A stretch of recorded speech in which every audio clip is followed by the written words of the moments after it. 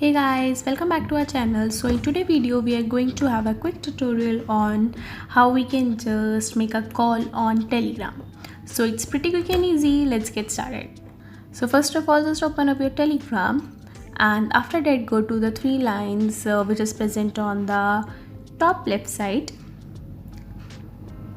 and here the third option you can see which one is for the call. Click on that and you can see that I have no recent calls right now, but if you want to make a call, just click on the telephone symbol which is present on the right side bottom, and that's on. From here you can just select a person which you want to have a call. Like I'm just going to select a random person.